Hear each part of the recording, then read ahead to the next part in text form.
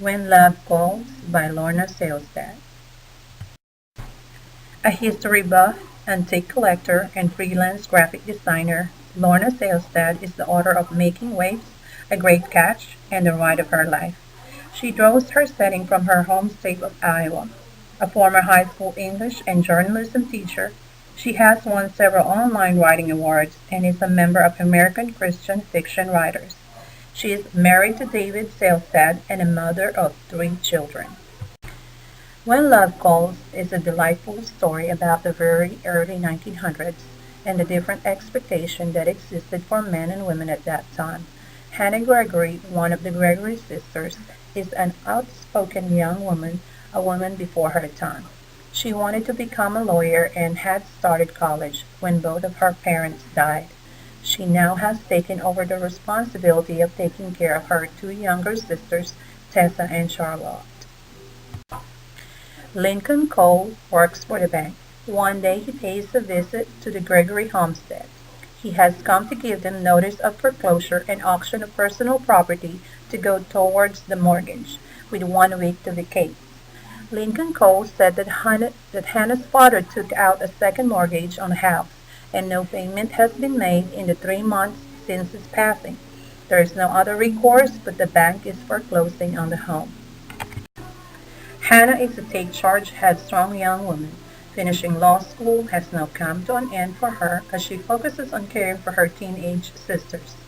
Tessa, the youngest at 14, is quite dramatic and outspoken. Charlotte enjoys preparing their meal, and her dream is to attend cooking school and open her own restaurant.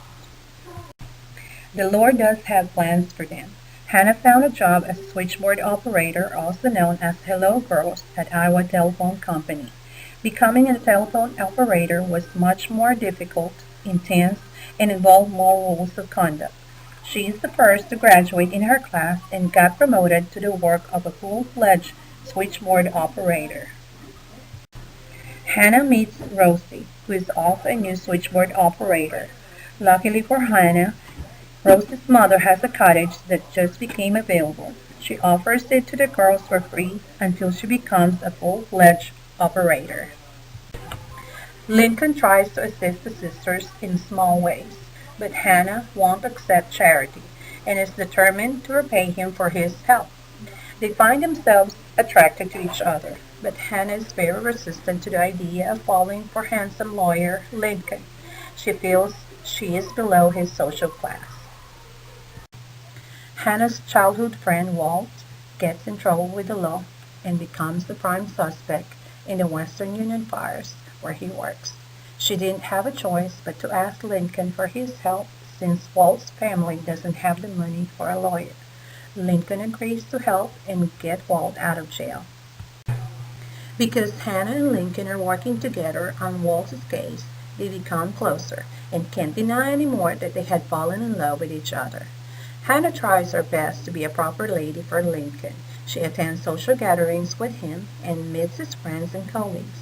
One of them is Pete, who is Lincoln's boss. He is also like a father to him. Pete is married to Elise and they have a son named Albert who is about Lincoln's age. While they are at Pete's house, another fire has started and consumed the home of the Western Union's manager. Lincoln's only relative, Aunt Sam, is visiting him after the last time he saw her 6 months ago. He already mentioned about Hannah, and she is excited meeting her. They get along very well, and Aunt Sam finds the other two girls delightful to be around. She bought them their dress for the evening ball that Pete and Elise is throwing in her honor. They all have a good time at the evening ball, and as they approach Lincoln's house on their way home, they see Albert in front of the house, and there's a loud explosion that sets Lincoln's house on fire.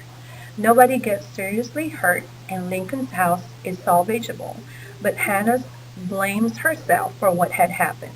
She admits that she knew that Albert was the arsonist because she overheard Pete and Elise on the phone, and they are worried it was him.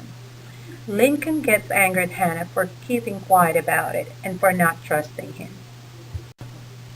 Aunt Sam explains to Lincoln that Pete did not betray him. She said that she had spoken to him and he had no idea his son would do something like that. He was protecting his wife and he did not want to believe his son could be the arsonist. She also said that Hannah is protecting him as well. Maybe a part of the reason she did not tell him was because she tried to handle it alone. But the other part was because she loves him and did not want to hurt him. Hannah prayed for the Lord to forgive her for being stubborn and prideful. She asked for the Lord to purify her heart and set her on the path He wants for her life. After realizing her mistake, all she can do is to wait and stare at the phone.